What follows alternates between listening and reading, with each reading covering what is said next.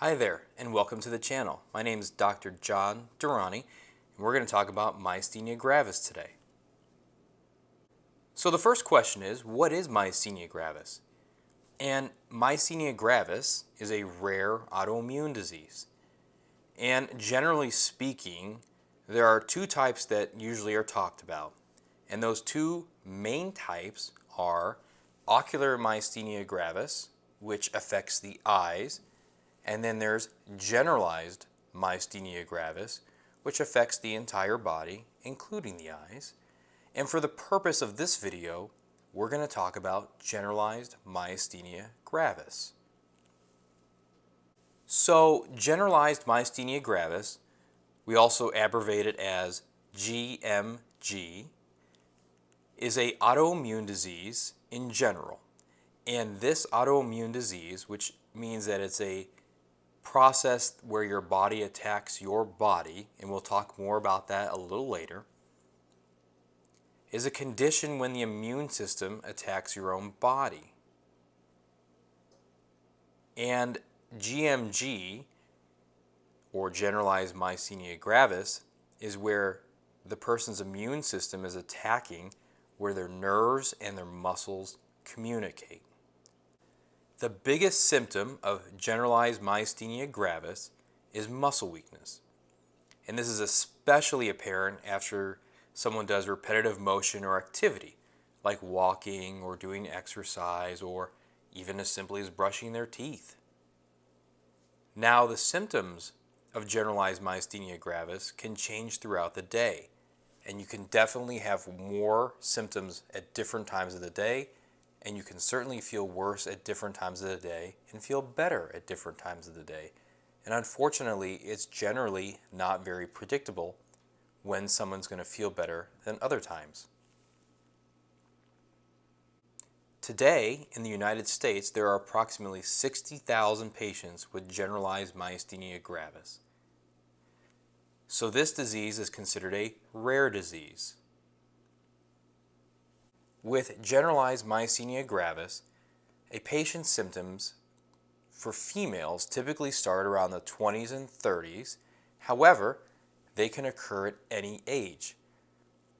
We have patients that have started in their 20s, we have patients that started in their 30s, 40s, 50s. We've seen patients even in their 90s have myasthenia gravis, particularly the generalized myasthenia gravis. Symptoms in men typically start in their 50s and 60s, but they can also have symptoms at any age, and we've seen patients develop symptoms in their 20s, 30s, 40s, 50s, and all the way up. But generally speaking, men tend to develop, or males tend to develop their symptoms in the 50s and 60s. So we talked about the main symptom of generalized myasthenia gravis being weakness in the muscles. But what are some other symptoms of generalized myasthenia gravis? Well, there can be many different symptoms. First one being weakness when chewing food. So when a patient is eating their dinner or eating their lunch, they'll notice as they continue chewing, their jaw feels weaker. They will notice when they're eating their lunch or eating their dinner or breakfast, as they're chewing, their jaw and around their mouth may feel much more tired. Another symptom is weakness with swallowing with food or drinks.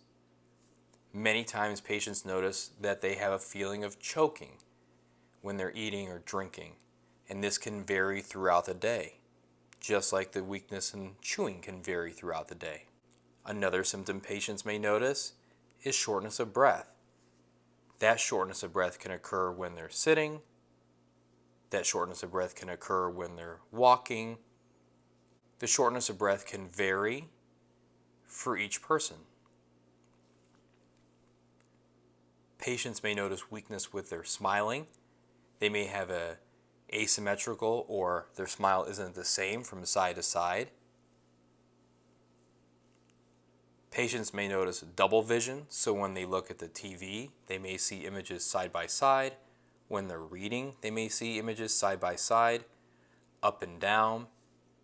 It just depends on how the eyes are affected. patients may notice droopy eyes. Their family may comment that their eyes are more droopy than normal. They may notice it in the bathroom when they're looking in the mirror. And one eye can definitely be more droopy than the other. Another symptom patients notice is weakness when they're raising their arms, such as when they're washing their hair in the shower or when they're brushing their teeth. We'll continue here talking about more symptoms of generalized myasthenia gravis. So patients may notice weakness when they're walking distances, even so much as walking down to their mailbox to get their mail, when they're just walking in their house, if they're walking at the mall. They may feel the further they walk, the weaker they feel. The shortness of breath when patients are walking distances, and it can be as simple as just walking 30 feet, or they could be a mile. But generally we tend to see the weakness in shorter distances where they feel that shortness of breath. Another symptom is weakness when climbing the stairs. So in their house, when they may be going upstairs, they feel weaker a quarter or halfway up the stairwell, and they feel as though they need to take a break. So how can you check for generalized myasthenia gravis? So when you go see your doctor or nurse practitioner or PA, they always perform a history and physical examination, as the history of the symptoms you're having is very important to the diagnosis.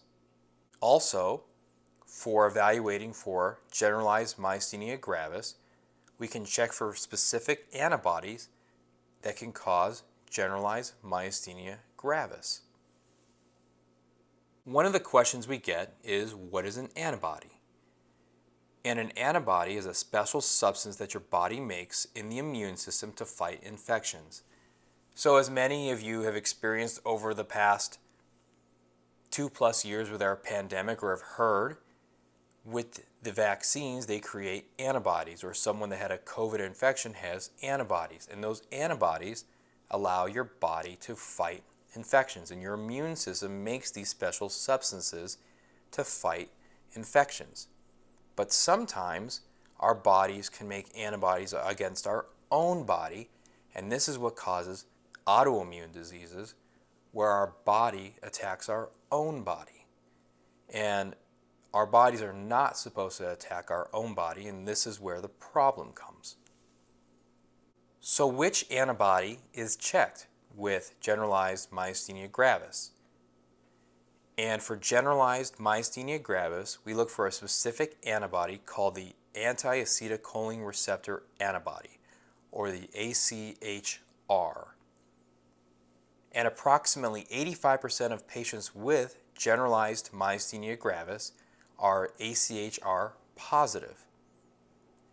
There are other more rare antibodies that can be checked as well, but for the purpose of this discussion, we'll talk about the AChR antibody, as this is the main one that gets checked. What are some other tests that may be done? Well, when we work up the patient for generalized myasthenia gravis, we typically get a chest CT or an MRI of their chest to evaluate for a thymoma. A thymoma is an abnormal amount of tissue in the front part of your chest, right under your chest bone. Sometimes we can also order an EMG, and a EMG is a special nerve and muscle test.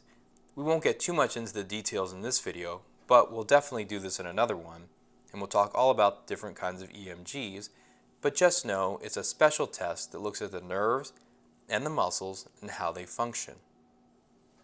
There are also tests that can be done in the office, such as an ice pack test.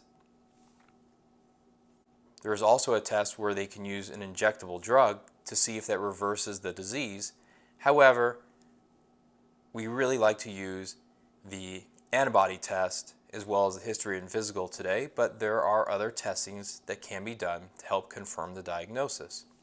So we talked about it before, but it's a good time to review again the symptoms of generalized myasthenia gravis. So generally, when someone first notices that they have myasthenia gravis, specifically generalized myasthenia gravis, they're going to notice they have some double vision or drooping eyes or both. And this may vary throughout the day. They may notice it's worse in the afternoon or worse in the morning. Everybody's a little different, but they generally do experience double vision and drooping eyes.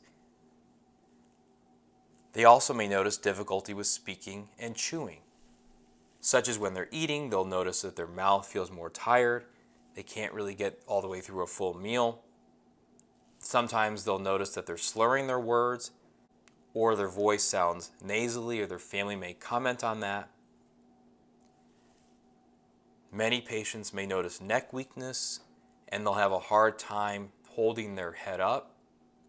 And many of them complain of neck pain because they're having the weakness in their neck and they're unable to continue holding their head up. Other symptoms of generalized myasthenia gravis include difficulty with breathing, and this can occur when the patient is just sitting down. It can occur with activity, something as simple as just walking.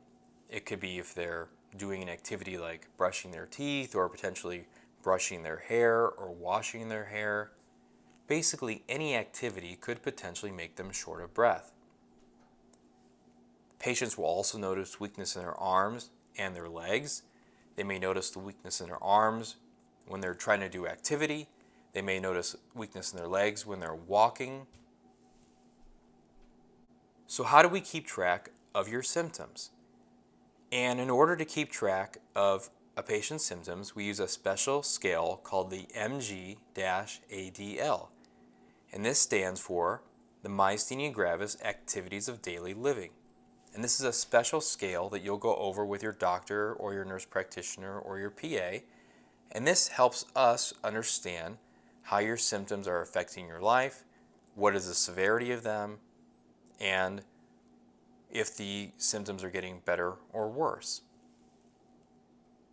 Now we're going to go through each part of the MG-ADL. The MG-ADL looks at 8 different categories, and we'll talk about each one. So we talk about how the patient's talking is affected. We talk about how their chewing is affected. We talk about how their swallowing is affected. We talk about how their breathing is affected. We talk about their arms affected with impairment of ability to brush their teeth or comb their hair. We talk about the impairment of their ability to arise from a chair, so this looks at their leg weakness. We assess their double vision, how often they're having it. And we also look and see how their eyelid is affecting them. When we score the MG-ADL, or the Myasthenia Gravis Activities of Daily Living, each category is scored from 0 to 3, and we'll go over each number. And there's a total score, the highest score being 24 and the lowest score being a 0. The first category we'll talk about is called talking, and how the talking affects patients' life with myasthenia gravis. If a patient has a score of 0, they don't have any issues when they're talking. If they have a score of 1, they have intermittent slurring or nasally speech. And sometimes the patient may notice this, sometimes the patient's family may notice this. If they have a score of 2, they are having constant slurring or nasally speech, but they can be understood. Again, the patient's family may notice this, the patient may notice this. And if they have a score of 3, they have difficult to understand speech, and generally patients will notice this, and definitely their family members will notice this. The next category we'll talk about is how a patient with myasthenia gravis has their chewing affected. So if they have a score of 0, they don't have any issues with chewing. If they have a score of 1, they are noticing that they get tired in chewing with solid food. If they have a score of 2, they notice they have fatigue with soft food, such as mashed potatoes or any type of sort of mashed or puree type of food. If they have a score of 3, the patient has a feeding tube as they are unable to chew their food correctly, and many times they end up choking from that, so they end up having a feeding tube placed. The next category we'll talk about is swallowing. So if a patient has a score of 0, they don't have any problem swallowing. If the patient has a score of 1, they have rare episodes of choking. If they have a score of 2, they notice that they have frequent choking, necessitating changes in their diet. So many times patients will change the consistency of the food they're eating. If the patient has a score of 3, they have a feeding tube, as unfortunately they're not able to swallow their food without choking, and at that point then a feeding tube is placed. The next category we'll talk about is breathing. If the patient has a score of 0, they have no problems breathing. If a patient has a score of 1, they have shortness of breath with exertion, meaning if they're walking or doing any type of activity. If a patient has a score of 2, they have shortness of breath at rest, meaning that if they're just sitting there, they feel shortness of breath. If a patient has a score of 3, they actually require a machine to breathe for them, and they have what's called a ventilator, which allows the patient to breathe with a machine. The next category we talk about is how their brushing of their teeth or combing of their hair is impaired. And this really talks about and examines how the patient's arms are affected by their generalized myasthenia gravis. If they have a score of 0, they don't have any problems brushing their teeth or combing their hair or washing their hair in the shower. If they have a score of 1, extra effort is needed, but they don't need to rest during these activities. If they have a score of 2, during these activities they typically need to take a rest, even for a few seconds, just to enable themselves to finish their task, such as brushing their teeth or combing their hair. A score of 3 means that the patients are unable to do these types of functions. The next category we'll talk about is rising from a chair, and this evaluates how a patient's legs are affected by the generalized myasthenia gravis. A score of 0 means they don't have any problems getting up from a chair. A score of 1 means that these symptoms are mild, and sometimes they use their arms to help push themselves up out of a chair. A score of 2 is moderate, meaning they always have to use their arms to get out of a chair.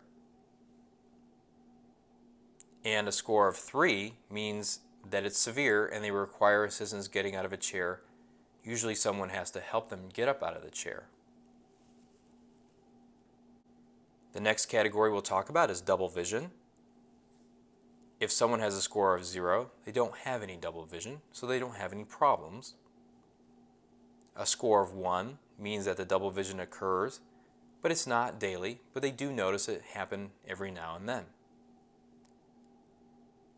A score of 2 means that their double vision occurs daily, but it's not constant, so it can come and go throughout the day.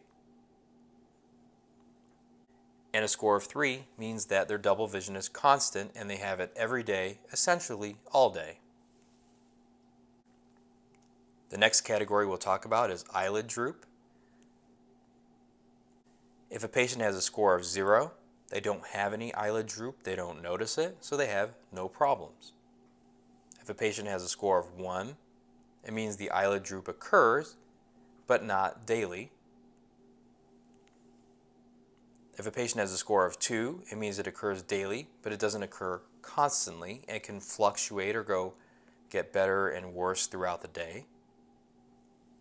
If a patient has a score of 3, it means that their eyelid droop is constant and essentially happens every day and almost all throughout the day.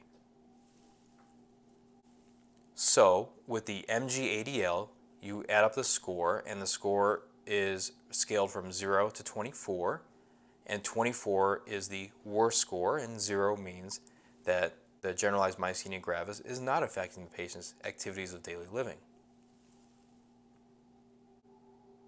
The biggest question, of course, is what are the treatments for generalized myasthenia gravis? And in 2022, there were only 3 FDA-approved treatments for generalized myasthenia gravis. Mestinon was the first drug approved, and that was in 1955. Then we went all the way to 2017 when Soliris was approved, and this is an infusion. Then in 2021, Vyvgart was approved, which is also an infusion. And in another video, we'll talk all about these different medications that are used to treat generalized myasthenia gravis, but I wanted you to know the names of the 3 FDA-approved medications for generalized myasthenia gravis. I really hope that this talk about generalized myasthenia gravis, the symptoms that patients experience, how it occurs, and the various treatment options that are available in 2022 was helpful. I want to thank you all for listening, and please like and subscribe for more content as I'll continue to make more videos regarding more neurologic diseases and different medications and the treatments for those.